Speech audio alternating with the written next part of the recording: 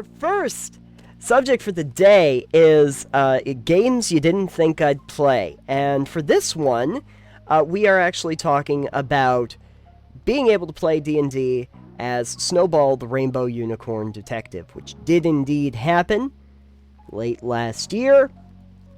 Very happy to tell you that. And I even got to play as a member of the Hoof and Horn Detective Agency. Did you want to give a little bit of backstory about what the hell that is, in case anyone listening has no idea what you're going on about? Well, if they don't know, I pity them. But here is the thing. So Snowball, the Rainbow Unicorn Detective, was a character that I had thought up a few years back. I just liked the idea of literally just a rainbow unicorn that didn't want to do regular unicorn games and wanted to leave his glade where he had a lovely charmed lifestyle in his royal bearing that he had, and just wanted to go off to the country. Had read all of these like detective novels, the Sherlock Hooves novels, I think I called them, and decided that he wanted to be a detective. And so he got his what's it called, the deerstalker cap on, and he set out to found the Hoof and Horn Detective Agency, and root out corruption in the system. So ever since that point, when we had guests on and talked to different people, it gave me a good excuse to ask them about things.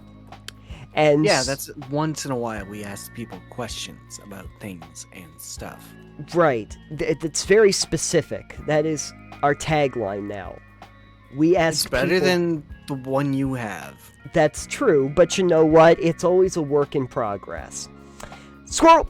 Anyway, so we had brought this up to people of very good standing in the community, have very good reputations, and know what they're talking about. Very well respected people have had to listen to me and had conversations about the Hoof and Horn Detective Agency. Now, I did get to play a couple of years ago in the one-shot that James put on, the Santa Drop, along with a couple other people. But this particular time, I was very happy that I was able to go over to the Inspectres and play a one-shot in Kittensville with DC Lucer, Yes. being the person running the game, and a couple of the regulars from the Inspectres were there as well. And basically the idea of that particular stream was that their characters occasionally get transported to this magical land of Kittensville, which is a world that is populated with basically anthropomorphic animals. I thought you were going to say with dogs. There are a lot of dogs in Kittensville, actually. I hate to tell you that. But they are. And so they got transported there into their animal forms, where they met me and my boss at the Hoof and Horn Detective Agency, Mr. Barksley, who is a pug, and I do not like him, assigned me these new recruits that had just arrived, and we had to find some objects and eventually fight a giant, like, mech robot. Oh. Was it made of deers? Was it made of deers? I wish. That would have been amazing. But now here's the fun part, Alex. It was a mech suit. There were these cat mannequins or catechins that had come to life. They were like mimics that were in mannequin catekin form. Okay. And then the big boss was a horde mimic. So it was the one that's like a giant treasure chest, like made of treasure, and we had to fight all of that. Now, when we started this, DC told me that I could take an uncommon item, an uncommon magical item. And I thought to myself that sounded like a pretty great idea. To take, what is it called? Hold it a second, I need to find, I took the Bag of Tricks. Now, the Bag of Tricks, if you're not familiar, and I'm guessing you're not, but Bag of Tricks is a wondrous item, and there's a few different kinds that you can get. I took the Rust Bag of Tricks, and basically, there's like 3 little fuzzy balls in it. You throw them out, you roll a d8, and you'll get an animal spring from the little fuzzy ball, depending on what you pick, that will be available to help you out for like the rest of the day until nighttime. And they'll replenish essentially overnight. Okay. So basically you get a cadre of little animals that you can throw out. You get reusable Pokemon. You get reusable Pokemon, you just don't know which ones you're going to throw out. So, when we were chasing the Catechins down the road, okay, I checked one of these out because we weren't catching up, and I got a goat. Perfect. That makes perfect sense. I thought Goat Simulator in real life. Well, the goat wasn't particularly useful, I will admit. But this is the best part. This is why I chose the Rust Bag of Tricks, Alex. I was thinking of you. Because if you look at the list of what you can get, there are boars and bears on here. Oh, boars and bears are great. It's all good. So, last battle, final battle of the game, big boss, I chuck it out, I roll an 8 on a d8. And that means I get a brown bear. I call him Jeremy Baramy, and he gives all the hugs. So he gives lots of bear hugs. You will be very happy to know that he wrecked many, many things that day. And we're very happy with how he felt by the end of that. So, got to summon a bear. It was a brown bear, and it wrecked a lot of stuff. So, Perfect. I thought that would make you pleased. Usually I just wreck the bears. Usually you just wreck the bears? Yeah. There's a giant boar on here, too, I was kind of hoping to get. But, but the bear's good. Killed 2 party members with a giant boar one time. That's why I was kind of hoping I would get that. Yeah. Yeah. Not my fault. No. But you keep telling me it's my fault, but it was not my fault. Okay, fine. Fine. It was not your fault. The fun thing about, though, the brown bear is I didn't know really any of the stat blocks for any of these, and there are 2 different attacks that it gets anyway. It gets, like, the double swipe attack and a bite. And so, actually, it does really well in combat. You can just give giant bear hugs and bite people all the time. But what I was trying to figure out, the big thing, was when I did the one-shot with James, Operation Santa Drop a couple years back, the way I had built Snowball was in Open Legend. So, because you can build any character, really, with an Open Legend system. And it basically converts into the roll-to-dodge system that he was building. This time, though, I actually made Snowball in D&D. I actually made it in the D&D character creation, and so I got a little bit of help from DC because I was trying to figure out exactly if I'm a detective, and that's really what I do. What might I want to actually be? What might I actually want to be for a character, class, whatever? And he said, well, the thing is, you can kind of figure out which one of the races works the best for your character in terms of what they can do, you know, what you think that a unicorn should do. And then for class, I would pick a rogue inquisitive.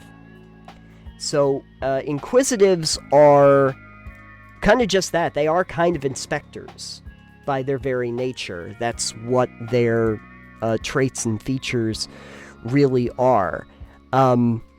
If I actually look, 3rd level for a oh no, that's just telling me that it is a feature.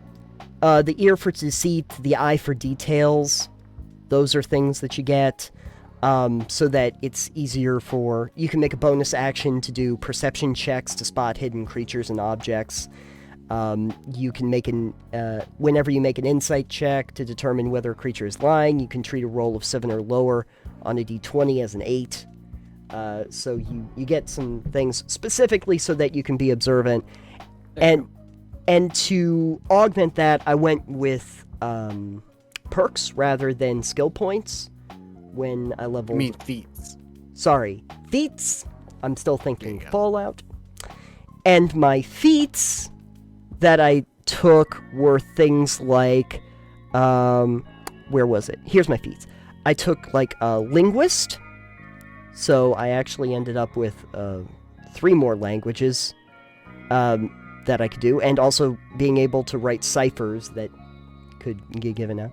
Keen Mind, which is you always know which way is north, the number of hours left before the next sunrise, and can recall anything you've seen and heard within the past month, so basically you have eidetic memory. There you go. That's fun. And then Observant, which is pretty great. You can... If you can see a creature's mouth when it's speaking, you can interpret it, but the big thing is that you also get a +5 bonus to your passive perception and investigation scores. Oh geez, that's a lot. Yeah, especially because I did mastery in things like my perception and insight and investigation scores. So right now, Snowball, it's level 10. Snowball is level 10 right now. And... he has a passive perception score of 25. Jesus Christ. And a passive investigation score of 27. So, and an insight score of 20. So, I don't know what he can't observe at this point. It's pretty hard. But that kind of makes up for the fact that in combat he doesn't really have much going on. Because I knew that I wasn't going to take much in terms of combat. However, since I am a rogue, I did have backstab. Yeah, that makes up for everything else. Pretty much. Because my rapier that I was using, which I basically just said was my horn. It's just my horn. The whole idea is that I attack with the horn. Was what I was going to be using. But in terms of... race, I was looking through a lot of them trying to figure out what made the most sense, and I thought to myself, well, noble birth, mystical, magical creature, probably a little stuck up. I'm thinking high elf. I'm thinking high elf, and when I started looking at what the high elf typically does, I was like, yeah, this probably makes the most sense. I didn't really think that he would have dark vision, but then again, apparently everybody has friggin' dark vision anyway, so who cares? But so that's what I went with. It worked out pretty well. Did you ever get the spell Color Spray as a rainbow unicorn? I did not get Color Spray. Missing out. I am missing out. I technically only have one skill, because I could, I want to say that it's a feature of the High Elf, is that I could have a cantrip for free. And I got, Prestidigitation. Oh, because you don't have hands. Well, actually, apparently, DC says that I had hands, so that I could hold on to things, and so... I was like, I still don't quite know how that works, but every time I had to be reminded of it, it's like, Snowball goes, oh, I have hands! It's like, yes, Snowball, you do. But the fun part was, one of the characters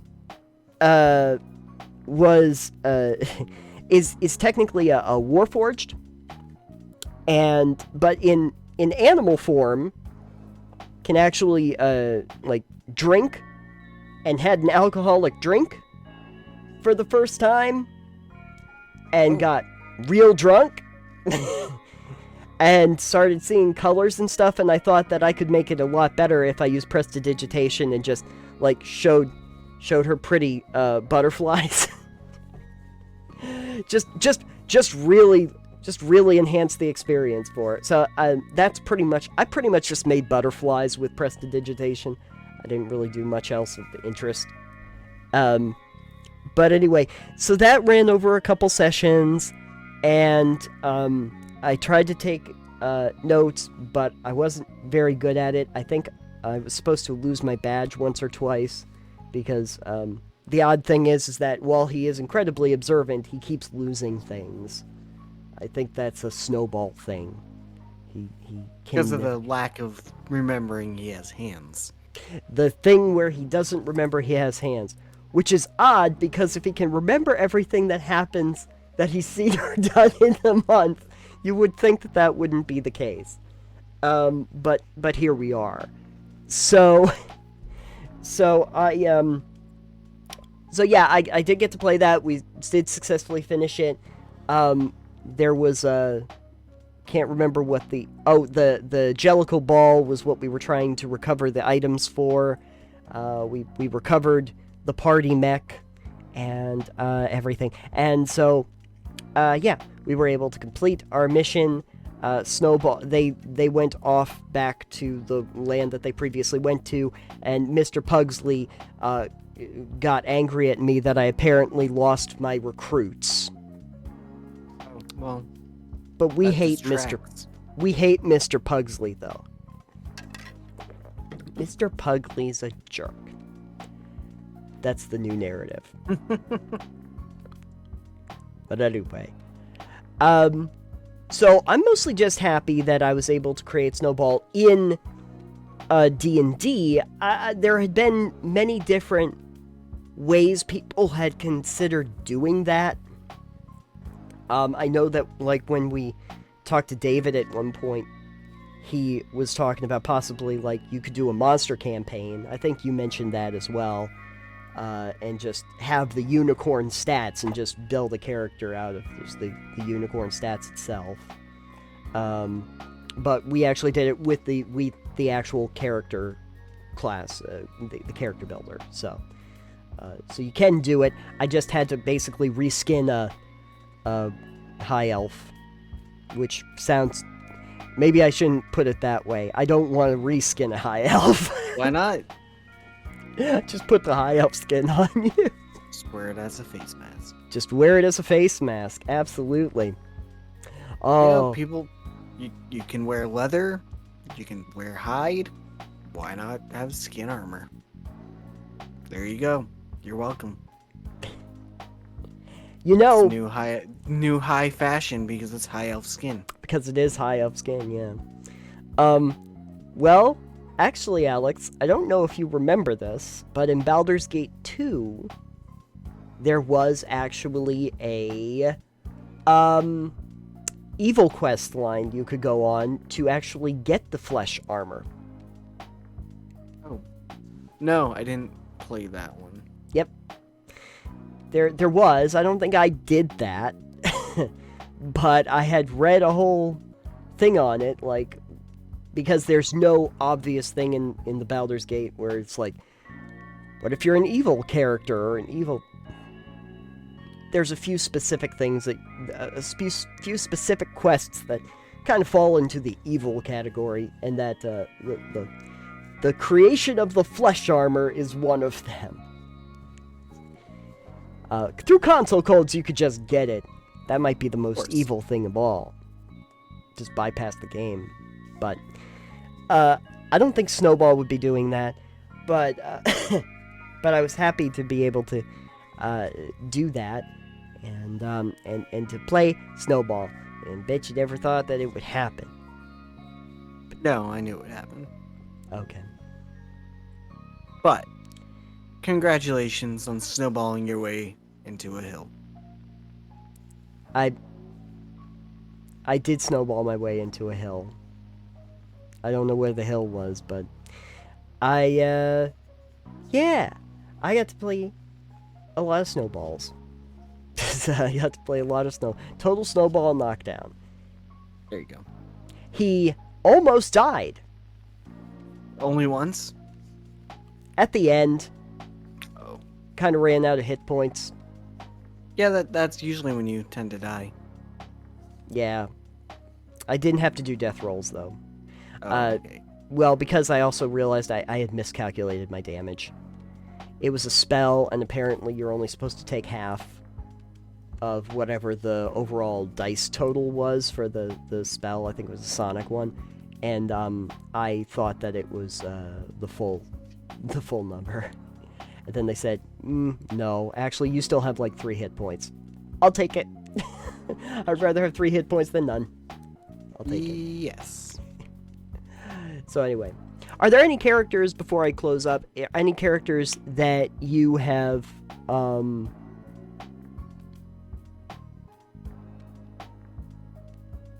my brain broke. Never mind. I have no Are there questions. any characters that I wanted to make and haven't? There! Not a concept quite as much as your unicorn, but at some point I would like to make a character that is both a druid and a necromancer. A druid necromancer, okay. Yeah. So a druid, a spellcaster, circle of land probably, or I think there's the swarm maybe, or the fungus one. I don't know, one of the druids, not the shape-changey one, and then a necromancer, wizard, or cleric I guess, but probably wizard, that uses necromancy to raise dead, but have them as a keeper of balance between life and death. Oh, okay. Okay. That's an interesting idea. Do you know what the character is called? Nope. It's gonna be called Jeremy Baramy. No, because that's a shape changer. It wouldn't be that. Oh. Okay. Well, if you ever come up with a name, you let me know, and then I'll Name it Baramy? I'll name it Baramy afterward. I'll put Jeremy in front of it. No. Okay. Anyways. Anyway, the upshot of this segment is don't go to Kittensville. It is a silly place.